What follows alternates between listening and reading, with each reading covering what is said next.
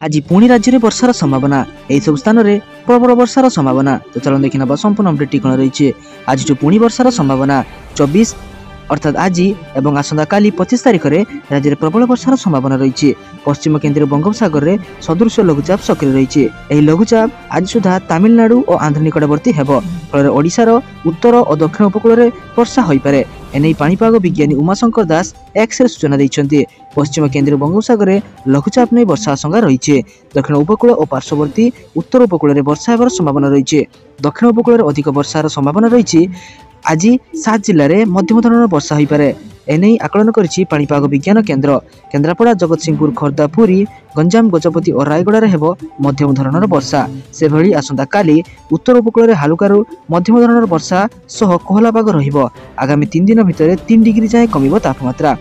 वर्षा पाई राज्य में शीत बढ़ी बोली कहिसेंती पाणीपाग विज्ञान केन्द्र। तो चलो देखिए परवर्ती अपडेट कौन रही। उच्च प्राथमिक विद्यालय को नहीं आसला बड़ खबर। बड़ घोषणा कला शिक्षा मंत्रालय। तो चलो देखी ना संपूर्ण अपडेट कौन रही।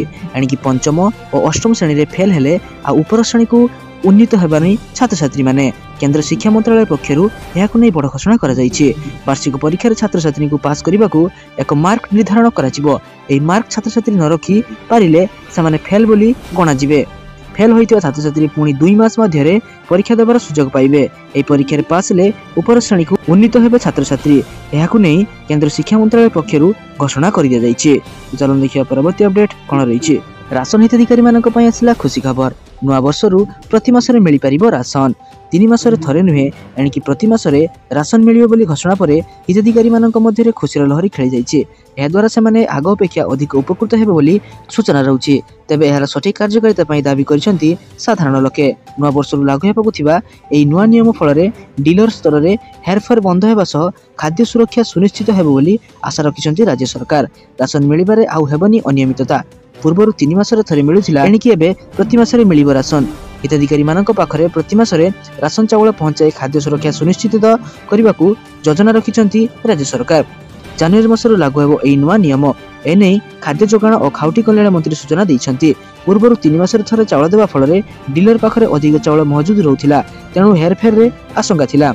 एही भली निष्पत्ति पर डीलर स्तर रे हेरफेर बंद हेबा सह खाद्य सुरक्षा सुनिश्चित हेबो बोली से आशा रखिछंती खाद्य जोगाण और खाउटी कल्याण मंत्री कृष्णचंद्र पात्र एने सूचना देइछंती।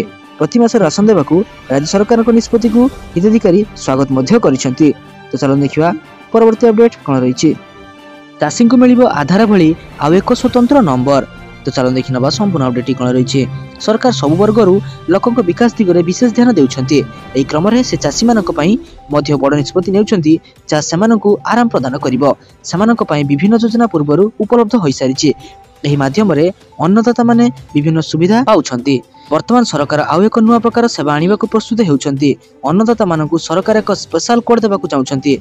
आधार नंबर परी एही नंबर अनन्य परिचय नंबर हेबो। प्रत्येक कृषक को यही नंबर दिज्व। किंतु एठारे आउ एक जिनिस जानिबाकू अछि। प्रधानमंत्री किसान कृषक अधीन रे 2000 टंका पाइबाकू योग्य चाषी को प्रथम एक कोड बंटन कराजिवो। एही कोड द्वारा कृषक माने विभिन्न सुविधा पाई परिबे। केवल कृषक नुहे भाग चाषी माने मध्य एक स्वतंत्र परिचय संकेत पाई परिबे। तेणु योग्य प्रार्थी माने एही कोड पई आवेदन करि परिबे।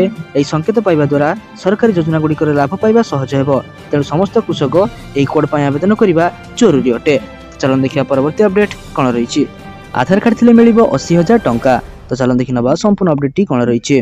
कोरोना महामारी पर प्रभावित बुला विक्रेता और क्षुद्र व्यवसायी पई केंद्र सरकार एक स्वतंत्र योजना आरंभ करिसेंती। एही योजनार नाम हेउची पीएम स्वनिधि योजना। यार उद्देश्य हेउची एपर व्यवसायी को पुनर्जीवित करबा जहाँ संकट समय रे अटकी जाइथिला। एही योजना अधीन रे सरकार कौनसी ग्यारंटी बिना छोट व्यवसायी को 50,000 टंका पर्यंत ऋण देइथांती। सेमानक व्यवसाय पुनः आरंभ करने सेमानकु एही सहायता दिया जाउची।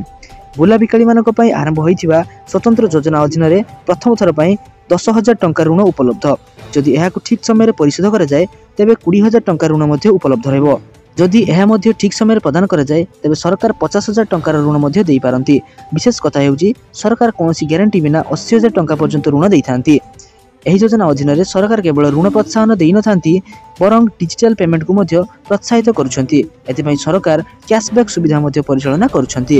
ଋଣ ରାଶି ଉପରେ ଦିଆଯାଇଥିବା ସବସିଡି ଏହି ଯୋଜନାକୁ ଅଧିକ ଆକର୍ଷଣୀୟ କରିଥାଏ। ଋଣ ରାଶି 3ଟି ପର୍ଯ୍ୟାୟରେ ଆବେଦନକାରୀଙ୍କ ଆକାଉଣ୍ଟକୁ ସ୍ଥାନାନ୍ତରିତ ହୁଏ। ପ୍ରଧାନମନ୍ତ୍ରୀ ସୁନିଧି ଯୋଜନା ପାଇଁ ଆଧାର କାର୍ଡ ଆବଶ୍ୟକ ରହିଛି। ଏହି ଯୋଜନା କୌଣସି ସରକାରୀ ବ୍ୟାଙ୍କରୁ ଆବେଦନ କରାଯାଇପାରିବ। ଋଣ ରାଶି 12 ମାସ ମଧ୍ୟରେ ସହଜ କିସ୍ତିରେ ପରିଶୋଧ କରାଯାଇଥାଏ। ସରକାରଙ୍କ ଏହି ଯୋଜନା ଛୋଟ ବ୍ୟବସାୟୀଙ୍କୁ ଆର୍ଥିକ ସହାୟତା ଯୋଗାଇଥାଏ। ଆହୁରି ମଧ୍ୟ ଏହି ଯୋଜନା ସେମାନଙ୍କୁ ଆତ୍ମନିର୍ଭରଶୀଳ କରିବା ପାଇଁ ଲାଭଦାୟକ ମଧ୍ୟ ହୋଇଥାଏ। ଚାଲନ୍ତୁ ଦେଖିବା ପରବର୍ତ୍ତୀ ଅପଡେଟ୍ କ'ଣ ରହିଛି। ଆସିଲା ଖୁସି ଖବର, ରାଜ୍ୟରେ ନିଯୁକ୍ତି ହେବେ 6000 ଶିକ୍ଷକ, ରାଜ୍ୟ ସରକାରଙ୍କୁ ହାଇକୋର୍ଟଙ୍କ ନିର୍ଦ୍ଦେଶ। ଚାଲନ୍ତୁ ଦେଖିନେବା ସମ୍ପୂର୍ଣ୍ଣ ଅପଡେଟ୍ଟି କ'ଣ ରହିଛି। ଆଉ ନାହିଁ ଦ୍ୱନ୍ଦ୍ୱ, ରାଜ୍ୟରେ ନିଯୁକ୍ତି ହେବେ 6000 ଶିକ୍ଷକ। ହାଇକୋର୍ଟରେ ଜୁନିୟର ଟିଚର ନିଯୁକ୍ତି ମାମଲାରେ ଶୁଣାଣି ହୋଇଛି। ଖାଲି ପଡ଼ିଥିବା 6000 ଶିକ୍ଷକ ପଦବୀରେ ଖୁବ୍ ଶୀଘ୍ର ନିଯୁକ୍ତି ପାଇଁ ହାଇକୋର୍ଟଙ୍କ ନିର୍ଦ୍ଦେଶ ଦେଇଛନ୍ତି।